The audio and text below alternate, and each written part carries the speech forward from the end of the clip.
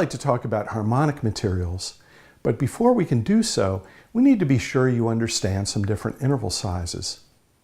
We've already named one special interval size, the octave, but we can name the interval formed by any pair of pitches. These are expressed as ordinal numbers, seconds, thirds, fourths, etc., except that we use the word unison instead of a first, and as we know, we use the word octave instead of an eighth. So, this is a second, and this is a second. I expressed both of those seconds melodically, once ascending and once descending. Here is an ascending fifth.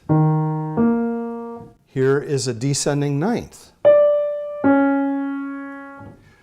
Intervals may be performed melodically, either ascending or descending, or harmonically with both pitches played at the same time.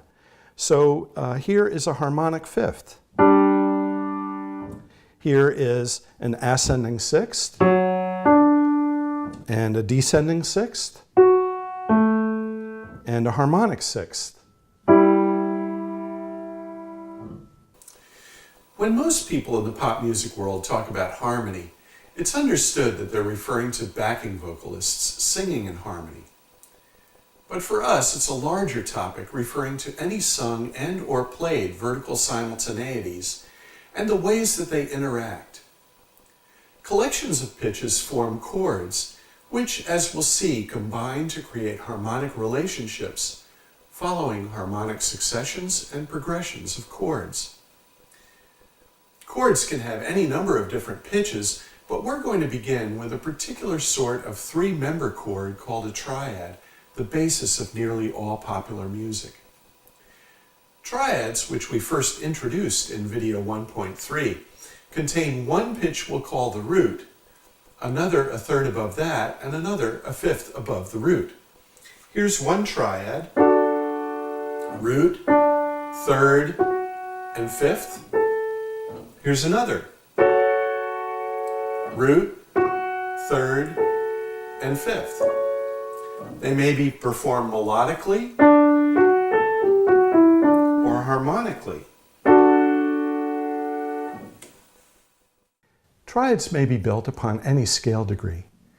We don't often hear them built on the seventh degree, but all others commonly function as roots. Each triad has a root, third, and fifth. A triad based on the first scale degree, then, contains scale degrees 1, 3, and 5. So given this major scale, the triad based on the first scale degree, we call it the 1 chord, sounds like this. The triad built on the 4th scale degree, the 4 chord, contains degrees 4, 6, and 1. It sounds like this. Here's what the 6 common diatonic triads sound like. Note that each is labeled by a Roman numeral that represents the root on which the chord is built. So, given this scale, here are the 6 common diatonic triads. The 1 chord, 2 chord,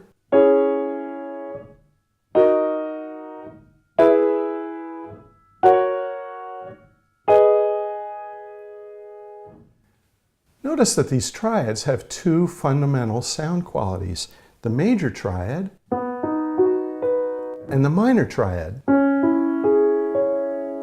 They differ again because of the special set of relationships that locate adjacencies and define scale membership.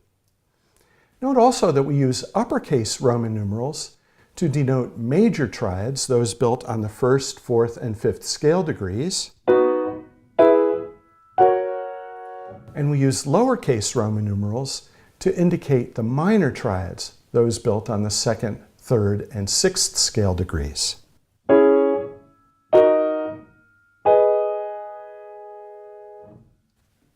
If you count each of the pitches, those within the scale and the chromatic pitches, between the root and the third of a major triad, say that built on the 1st scale degree, you will find that its interval contains one more pitch than does the interval between the root and the third of a minor triad, say that built on the 2nd scale degree.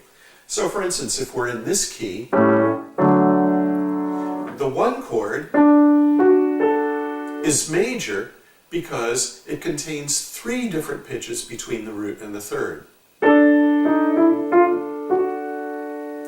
Whereas the 2 chord is minor because it contains only 2 pitches between the root and the third.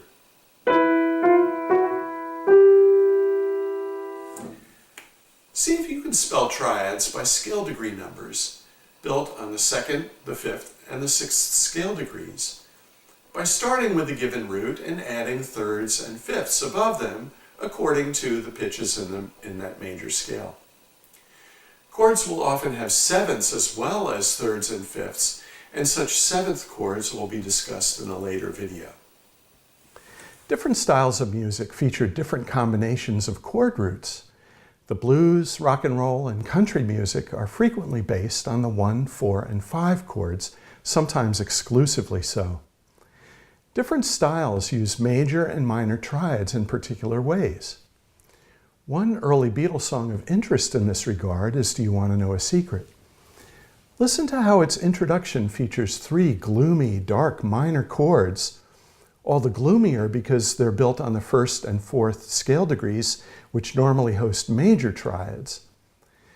And then these minor triads are answered right away with 3 different major chords, but these are still troubled by unusual chromatic relationships between their roots that we can show by coloring major scale members blue and chromatically lowered tones in brown. Let me grab my guitar and demonstrate the opening chords in Do You Want to Know a Secret?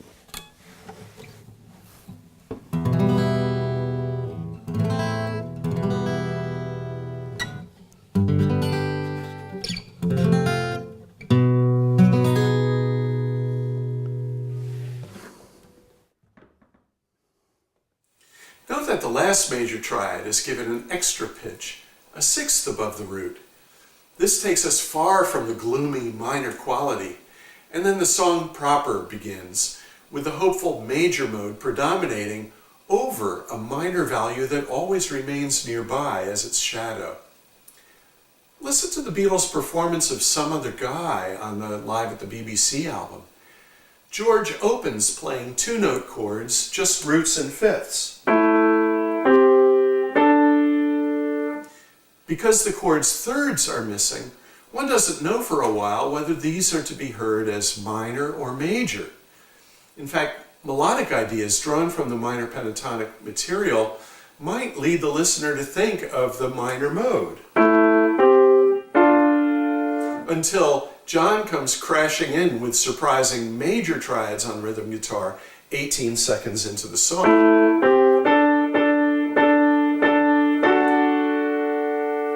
Here, the minor to major fake-out expresses otherness in a way that makes the theme of the song, Some Other Guy, come alive. Although triads include just 3 different scale degree numbers, the pitches can be arranged in any order, and in a harmonic simultaneity, any member can appear in as many instruments and registers as desired. And by register, we're referring to how low or high a sound is. So here's a very low register and a very high register. The same triad may also have different functions depending upon its context. These are all C major triads, regardless of whether the root is heard on top or whether the third of the chord is the highest sounding tone or the fifth is the highest pitch we hear.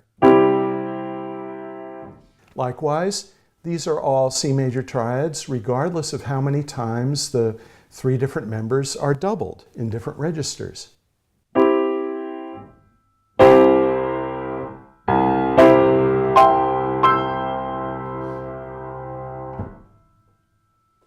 Likewise, these are all C major triads, whether they represent scale degrees 1, 3, and 5 in C major, or scale degrees 5, 7, and 2 in the key of F major, or scale degrees 4, 6, and 1 in G major.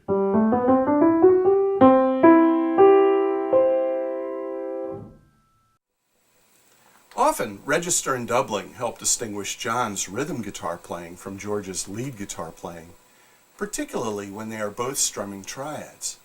For instance, in From Me to You, John plays chords in lower positions or voicings than George. John's cowboy chords, or in nut position or open position chords, are among the earliest ones learned by budding guitarists.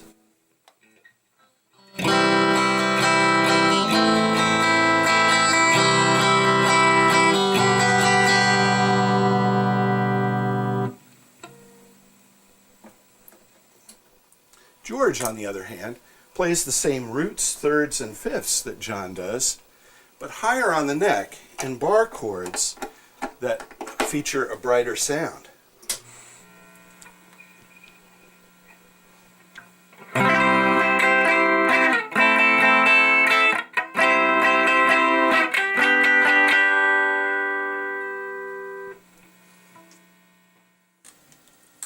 Sometimes, higher positions make it easier to move from one chord to another.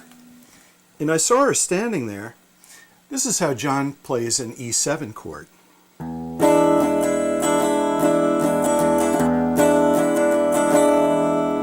Probably because it moves more easily to the voicing of the A chord he wants to use than a lower nut position E7 chord would do.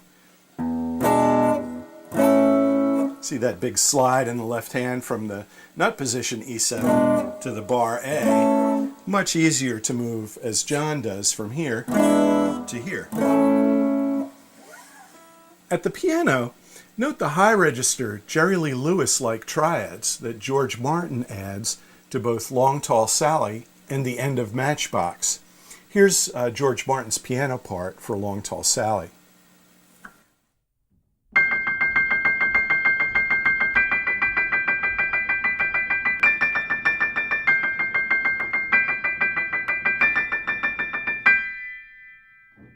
Triads may be used melodically. Their pitches may be played or sung one at a time, in which case we say they are arpeggiated. George's guitar playing is often based on arpeggiating chords, sometimes with ornaments to the triads. The guitar solo he invented for Buddy Holly's Crying, Waiting, Hoping demonstrates. Note that the one chord appears in two different positions on the neck.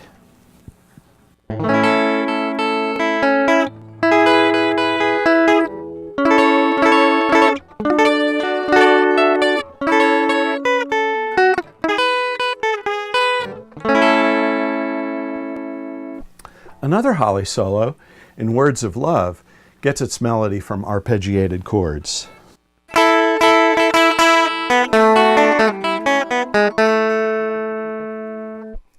George also mastered Chuck Berry licks, like this triad-based one that opens Johnny Be Good.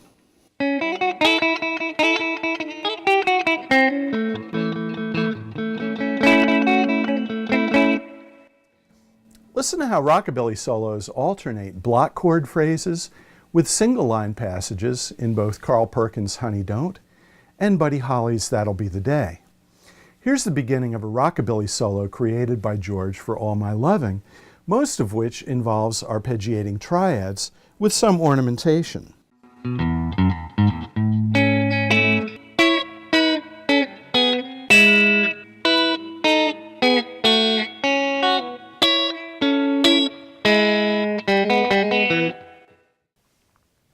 Although triads may be arranged with pitches in any order and doubling, the lowest sound at any point normally expresses the root, especially on downbeats.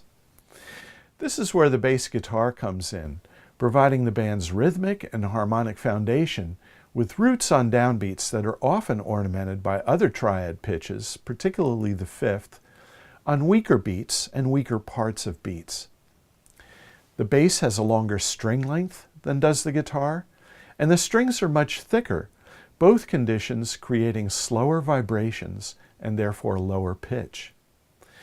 Sometimes the root is simply repeated, slowly or fast, depending upon how much rhythmic drive is desired from the bass player.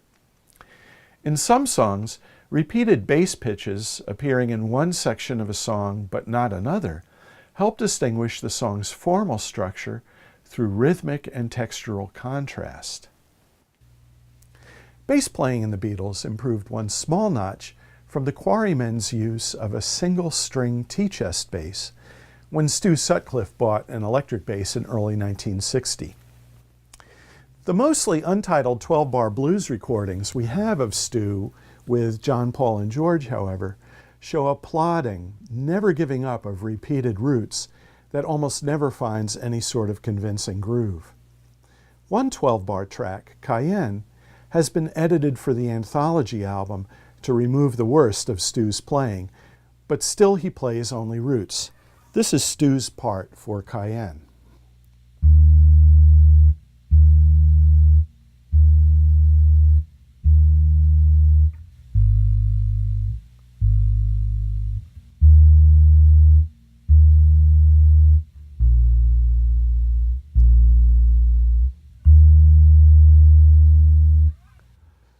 When Paul picked up the bass in early 1961, he learned quickly, but he restricted himself to repeated roots in slow motion in many songs in the early going, such as in John's Hello Little Girl, as performed at the Decca audition.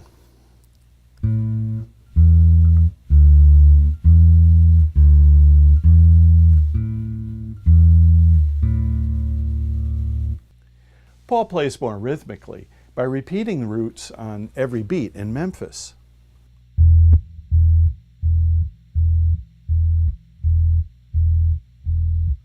Something like this is going on in the refrains of I Want to Be Your Man. Following several bars of a slowly repeated first scale degree, Paul plays only roots through rapid beat divisions in The Exciting Boys.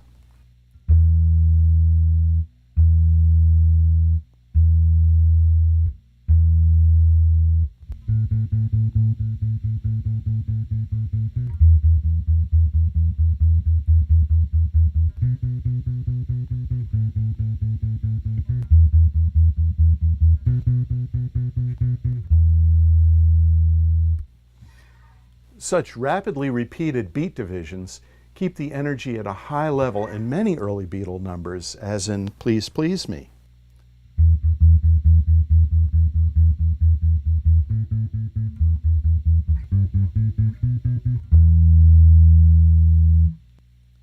You can hear this rhythm used to add energy to the last verse of Money.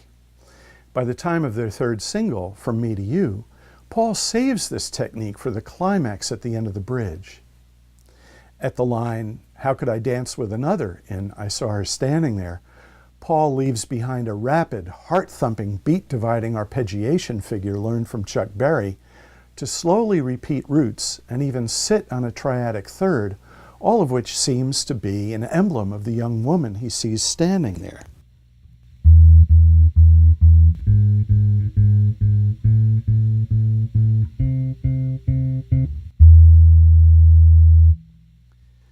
Many aspects of this song work at contrasting stasis against a racing heartbeat, creating loads of tension. To end the bridge of This Boy, Paul follows a long string of repeated beat divisions with a dramatic octave drop, and time stops.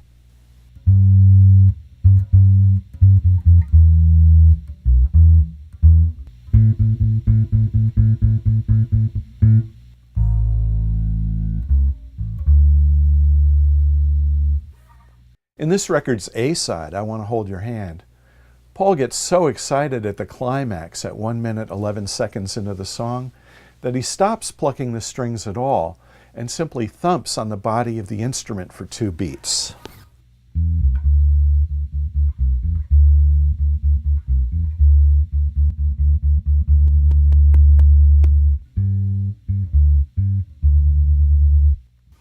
In January 1969, when the Beatles wanted to return to their rock and roll beginnings, Paul can be heard repeating roots only throughout Get Back.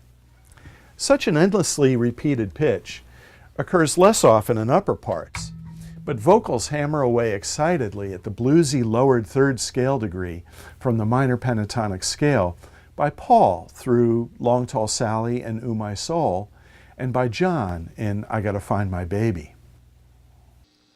Another powerful way to express harmony is to omit the third of the chord. The third provides color, indicating whether a triad is major or minor. Here are three minor triads.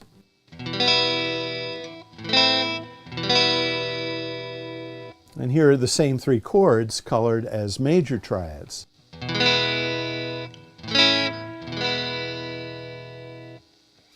So the root is necessary for the identity of the chord. Changing the third will change the color of the chord, and the fifth serves as the upper boundary.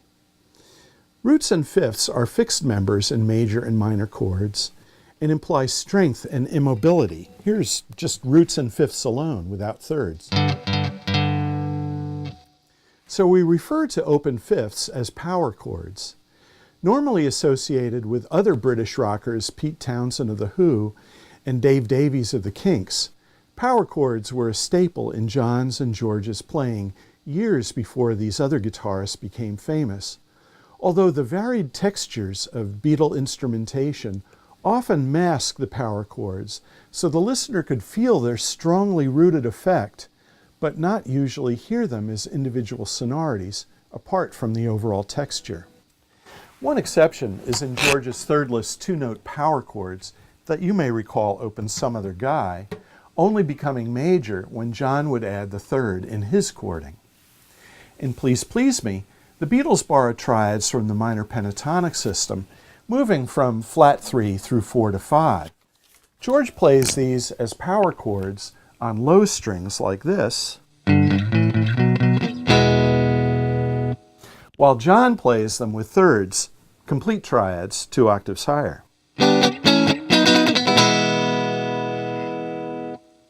Note the power chords with which John brings primordial tension to the introduction and climactic retransition of I Want to Hold Your Hand.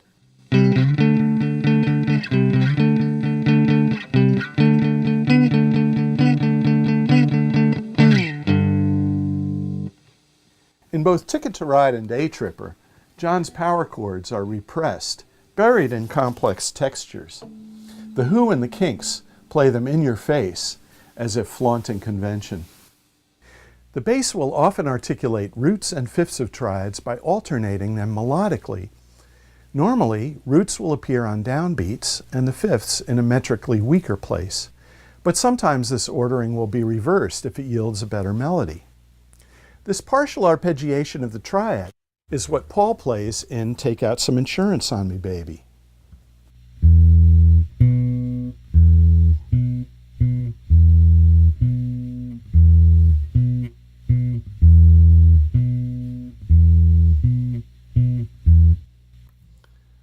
Such a bass line is heard especially often, dozens of times in early Beatle recordings. Here's the alternation of roots and fifths in Thank You Girl.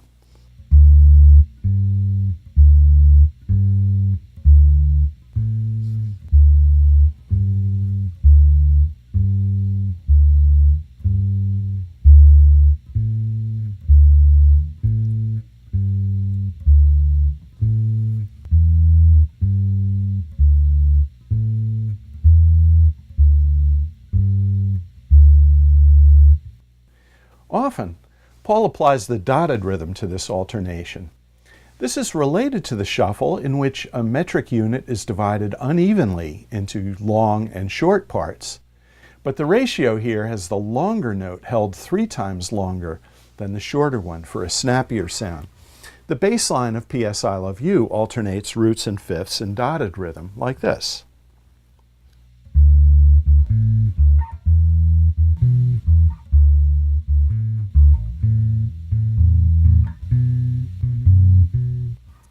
And here's the opening of the bass line for Keep Your Hands Off My Baby.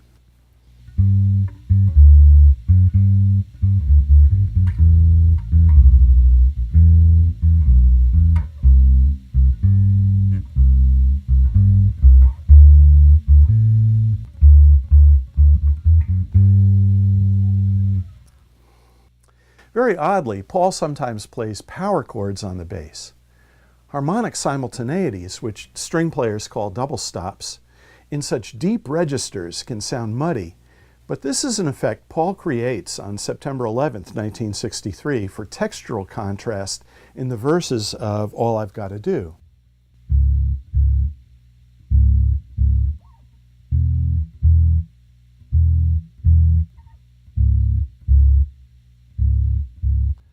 He does the same the very next day in the second refrain of Don't Bother Me.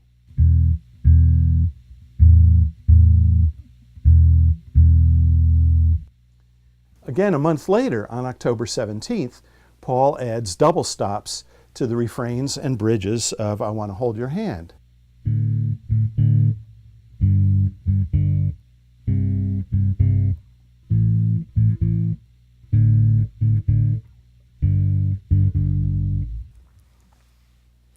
We've already introduced the tumbling strain and the 025 trichord, two ways that the minor pentatonic scale can yield melodic material. The bass can articulate roots on downbeats, fifths elsewhere, and add the minor pentatonic's lowered seventh scale degree so that the three pitches, scale degrees 1, 5, and flat 7, combine to form an 025 that supports triads in upper voices with a bluesy foundation. Listen to how Paul plays 025s underneath triads in I Want to Be Your Man.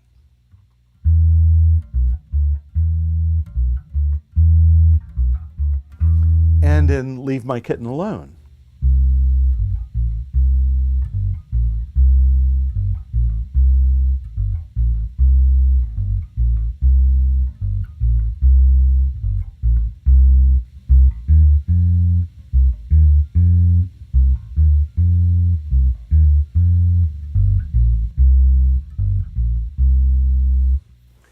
It's not done in original Lennon-McCartney compositions in these years, but this is a staple bass line in A Shot of Rhythm and Blues and many other R&B covers. This video has covered how chords are constructed as triads in both major and minor colorings and as two-note power chords. We've talked about how harmonies can be arranged in many different voicings, in different registers, and used in various performing situations, including melodic arpeggiation. The following video will introduce some of the ways that chords based on different scale degrees can relate to each other.